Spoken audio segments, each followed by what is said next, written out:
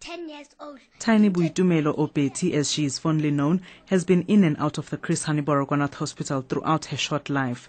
The left-hand side of her body is thin, the size of a 6-year-old, but the right is swollen to the size of an adult woman. It is covered with sores from the hip to the knee. Blood and other fluids ooze from the sores. As she removes the sock covering what's supposed to be her foot, a huge chunk of flesh the size of a big mango is revealed. It formed after doctors tried to amputate her right toes 9 years ago. And since then, every day she battles with pain. What's going on with me is that I bleed. Water comes out of me. When I go to the toilet, blood comes out. When my leg is painful, I don't go to school. Where I feel pain is here, all over. Betty's tummy is swollen, the size of a big soccer ball. Her mother, Betha, says she cries every night as she feels helpless, unable to ease her child's constant pain. She says Betty doesn't only bleed on her leg. This child, she bleeds. She bleeds even when she goes to the toilet. From behind, the blood comes out. Even there, she bleeds. When she goes to the toilet, blood comes out. Even there on her leg, she bleeds. She bleeds all over. And then the scars, they pop and blood seeps out of them. And then I take her, put her in the bath with salt, and then I rub her with salt.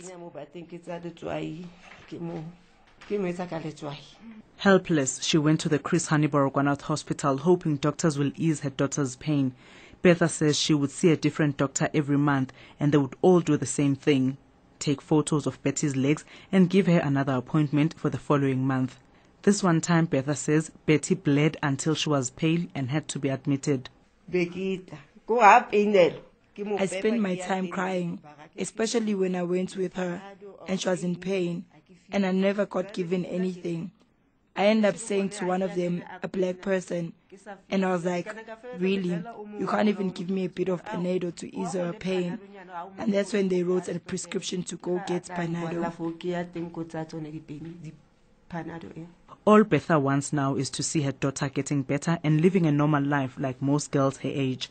She's pleading with the doctors to amputate her daughter's leg. I just want to see her better, please. She knows what's going on with her. I sit her down and explain everything to her. At one point she was even like, this thing is such a hassle to me. Why don't they just cut it and give me an artificial leg? Though the grade 5 pupil puts across a brave face, it's clear she is hurt from being humiliated by other learners at school and some in the community. I came into this world like this. I didn't make myself to be like this. And God is the one who knows all. And also, the children that laugh at me, they're okay. God knows. And God is watching them. As long as I know that God will heal me, God is great. Betty only has one wish. I want to get better. I want the doctors to make me better. According to hospital records, Betty has what is called a Klippel-Trenaunay-Weber syndrome, a rare congenital malformation involving blood and lymph vessels and abnormal growth of soft and bone tissue. This syndrome can lead to complications which may be life-threatening if left unattended. Several attempts to get answers from the Chris Hani Baragwanath Hospital and the Gauteng Department of Health drew a blank. I'm Tabile Mapanga for SABC News in Mohlakeng.